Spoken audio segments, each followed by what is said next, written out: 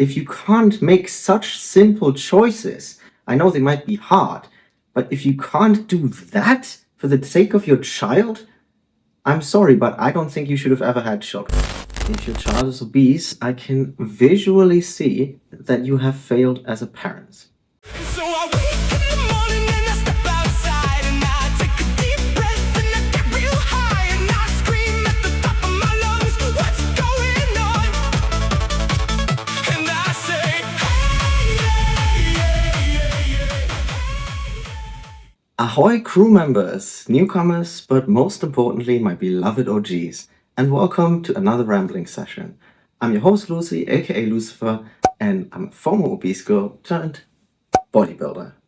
In today's video, I want to talk a bit about the role that parents play when it comes to childhood obesity, and how this subject is oftentimes kind of mishandled. But first, if you haven't already, give that subscribe button a little click. Our crew certainly could need another strong and capable member such as yourself, and you will be in good company. Now, without any further ado, let me tell you all about how the media blames the wrong things for childhood obesity and how fat cams and any other outsourced measures of weight loss aimed at children are a total scam. Ah yes, the fat kit. We all remember having at least one of those in class at one point or another, or if you're a bit younger, maybe you even had a lot, given the fact that childhood obesity has been steadily increasing throughout the years. Or worse, you were the fat kid, often but not always victimized by their classmates and or teachers, but most of all by their parents, and always by their parents. A lot of people will instinctively jump to a parent's defense when something like this is brought up, and I do want to examine some of the most common arguments made in defense of parents letting their children accumulate a very dangerous comorbidity. Why anyone would defend that is beyond me, but let's do this. First up, many like to downplay the seriousness of being obese or overweight as a child. They'll grow out of it. It's just fat. They're still moving, okay? It's fine. When in fact it is not fine. We are talking about patterns of consumption instilled into the mind of a human being precisely when they are forming and learning habits that they will likely keep for the rest of their lives, or they would take a significant struggle and effort to unlearn. You are teaching your child habits of consumption that are now responsible for more deaths than alcohol or drugs. More deaths than any other misuse of substances us humans have ever come up with. It is the ultimate killer of man, and you stand idly by while this life of addiction and hardship is basically grooming your child into it right in front of your eyes. I feel like a lot of this type of argument, the downplaying, is rooted in denial. Not necessarily only denial that obesity is bad or that a calorie surplus is indeed the one and only way to gain fat, but denial that it is that bad right now. Denial of the fact that their child really is that fat and that that really is dangerous. Because accepting that reality means having to take accountability, having to admit guilt and responsibility. And nobody wants to admit, not even to themselves, that they have been actively harming their child or stood motionless as the harm was happening. It is easier to just pretend that it isn't that bad, or that they will just grow out of it, and that the issue will magically solve itself as time goes on. But it won't. This is no different than raising your child to have a few beers after dinner, or to enforce the habit and normality of smoking a cigarette after every meal. You are actively setting your child up for a fight with addiction and an array of future health complications. And yet, in our society, it isn't even seen that way, when it very well should. Just because the food industry is currently in that state that the cigarette industry used to be in before they were forced to slap warning labels and stickers on all of their products, doesn't mean that their addictive qualities and harmful ingredients aren't real. That doesn't mean that the food industry in general is responsible for a child's obesity. I see this so often presented in that way on TV in featurettes or think pieces. So much of our food is ultra processed.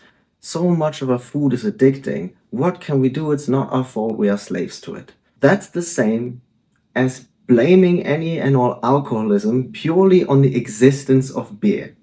To me, that's insane. I agree that ultra-processed foods should be regulated and that people in general should be a lot more educated on it. But still, that doesn't mean that we are all just some brain-dead drones incapable of critical thought. Although, given the fact how many people use ChatGPT, maybe I'm wrong on that one.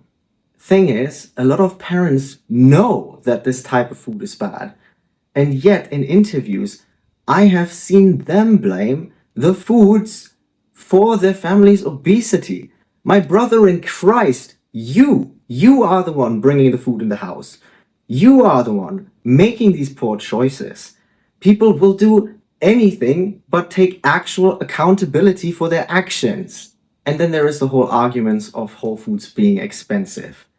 Takeout and fast food is significantly more expensive than Whole Foods, like actual food. You don't have to eat steak and salmon. You can eat chicken thighs and whatever other meat might be on sale that week. You also don't need snacks. You don't need to have cookies and chips in your house. People say that it's too hard to make those choices. Can you not be better for the life of your child? If you can't make such simple choices, I know they might be hard, but if you can't do that for the sake of your child, I'm sorry, but I don't think you should have ever had children. Next up, people might say that it isn't the parents' fault. They can't have eyes on their child 24/7. They can't control what their child eats. No, you can and you should absolutely control what your child eats. Your child doesn't have access to their own money and infinite food, and if they do, then it is your responsibility to do something about that. A child can't force you to feed them whatever they want. It is your job to teach them proper eating habits and, if really needed, to enforce them. And before y'all start typing, I don't mean some extreme almond mom bullshit. I just mean any and all normal food behaviors that don't cause obesity. Whatever that means to you, balance is key. You can actually eat a lot of cakes, snacks, McDonald's here and there without getting obese. I mean, y'all have seen how I eat on my weekends in the off season. I go as far as saying that I have probably eaten quite a few kilos of cake in the last year. And I'm not being hyperbolic, I mean literally. Anyway, if your child gets attacked and hurt by someone or something bad happens to them, you probably just wouldn't stand to the side, let it happen, and be like, well, it isn't my fault, so... No, you probably would help them immediately and prosecute whoever is hurting your child and make absolutely sure that they never get anywhere near them ever again, I assume. And even so, let's say it just isn't your fault. While it is true that something might not be your fault, it can 100% still be your responsibility. And in this case, it absolutely is. As a parent, it is your responsibility to assure that your child eats in a way that doesn't cause disease. There is no valid excuse against that. If you are actually, literally, physically incapable of providing for your child in a way that doesn't make them actively sick, then that child should be removed from your care. That shouldn't be a controversial thing to say either. An obese child is shockingly also not treated with much concern from society or institutions, while severely underweight children receive all the concern, welfare checks, and intervention from CPS. We as a society are failing our children. Obesity at this point really seems to be normalized to some degree, not just in adults, but in children. We are leaving the most vulnerable, yet most important to our society, to suffer and to be neglected. Or worse even, the root cause of their misery is downplayed, disregarded, or denied even, while parents are rarely ever questioned or put on the spot for what they are doing to their child. When the opposite is true, people are much quicker to show concern. If there is a severely underweight child in class, The teacher will probably reach out to the parent about the situation at home. Again, call Child Protective Services or get this somehow investigated so a child that clearly needs help can get help. Why are we so hesitant to address obesity? Why do people feel this sense of shame and fear when it comes to calling parents out? People aren't as afraid to offend parents of an underweight kid when asking what the hell is going on, right? What is with this fear of offending someone over the subject of obesity specifically, especially when the well-being of a child is at stake? This has to stop. We have to be able to address this topic in a factual manner when it matters most. I have come across some really sad stories of children dying due to obesity, and by extension, the neglect by their parents. This year, a 7-year-old boy died weighing 255 pounds. In 2020, a wheelchair-bound girl was fed into morbid obesity and neglected until she died. She had a BMI of 70. In 2015, a 13-year-old died of obesity while their parents enabled this, allowing them to eat thousands and thousands of calories and getting them out of having to do physical activity at school. Obesity should be treated as a red flag and warning sign. The same way seeing an extremely skinny and malnourished looking kid should be treated as a warning sign. And parents should be held accountable for the state their child is in.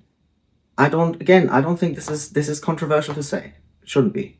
I want to look at a quote from an article about one of the cases I just mentioned. They call it professional paralysis. The review said, professional paralysis amongst authorities meant they were hesitant about considering childhood obesity as an indicator of neglect and abuse. Manchester Safeguarding Board said its neglect strategy was now being refreshed to include identifying factors such as obesity. I sincerely hope that things have improved since the writing of that article. Let's look at another reason why parents like to wave away the issue and choose to live in delusion. More often than not, the parents themselves have disordered eating behaviors and have eaten themselves into obesity too. Now, they are modeling that harmful behavior to their child. People think it's difficult to confront parents about their child's obesity because by extension, it means confronting the parents themselves about their own issues with food. I don't care if people think it's rude, confrontational, difficult, or offensive. It is necessary. Children of obese parents have an 80% chance of being overweight or obese.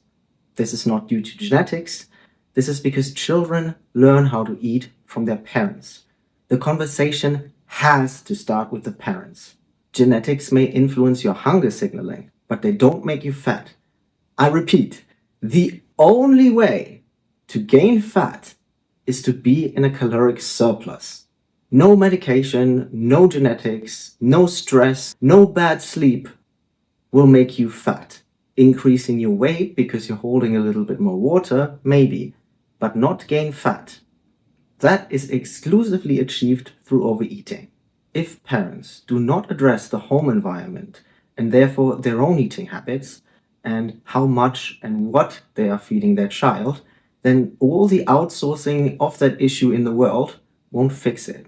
What do I mean by that? Often, parents will put the responsibility for having a healthy diet and a healthy weight directly onto their child. A child. While likely they themselves, as fully grown adults, cannot get their own habits under control, and yet they expect it from a child. Do as I say and not as I do. It is absolutely ridiculous to expect that level of control and discipline from a child in an environment where clearly nobody else has any.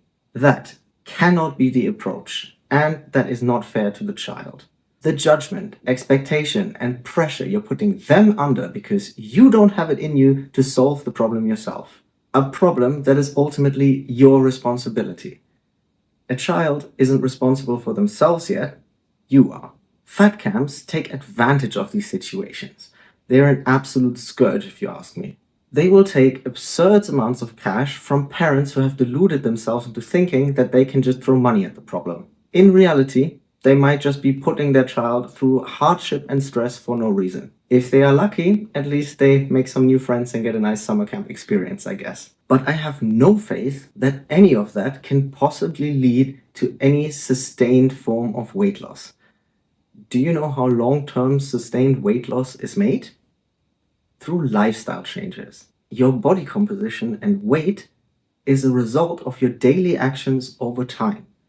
You can only change your body by changing your actions. And these changed actions have to be taken every single day for a long enough period of time. Whatever lifestyle they learned at the camp, whatever way they ate at the camp, will be right out the window as soon as they are back home with their obese parents running an obese household with obese behaviors. How do you expect a child to change what's in the fridge, to eat completely different from their parents, to change their habits without any solidarity or support? A parent has to lead by example. Don't get me wrong. I think that a summer camp where children can learn more about exercise and nutrition is awesome. In fact, I think we should learn all of that in school because it is very important information needed to navigate our modern food environment and to make proper decisions then and when you've become an adult. But as a way to fix an obese child, that, my friends, is not the way. I think that is exploiting vulnerable families. Parents will be so quick to say that they would die for their child, fight a mountain lion for their child, go to war. But when it comes to something as simple and straightforward as changing your eating habits for a child that you claim to love, apparently not. Maybe because it isn't that straightforward after all. This is no different than deciding to quit alcohol because you're realizing your alcohol consumption is having a negative impact on your child, and now you're seeing them pick up the bottle themselves. This is no different than quitting any other harmful substance for the sake of your child. And if you wouldn't quit drugs for your child, then I don't think you're a good parent. Sorry. If your child is obese, I can visually see that you have failed as a parent. Failed to protect your child. You let your child get diseased with the number one leading cause of death on this earth. But luckily, any parent can change that. They can step up and be a good parent. All it takes is deciding that you're willing to do the hard thing for your child. Tell them no to protect them. Tell yourself no to protect them. Learn and grow into a healthy individual together with your child. If you have people in your life that are obese and that you care about, I want to encourage you to have the difficult conversations with them. Parents or not, I think we would do better as a society if we weren't so afraid to call each other out. The best friends are the ones that call you out on your BS, that have the difficult and challenging conversations with you.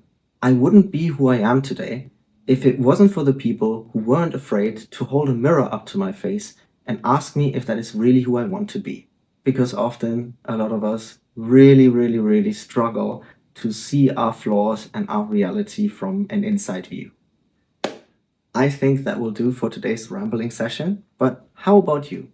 Did you have an obese child in your class? Were you the obese child in class?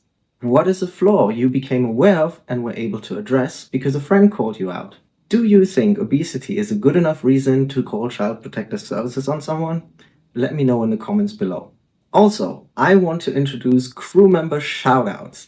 If you have anything you're proud of, maybe you hit a PR, you mastered a new yoga move, maybe you took your very first gym selfie because you were finally brave enough to go, whatever it is, maybe you built a bunch of muscle, maybe you lost some weight, whatever it is, please send it to my Instagram.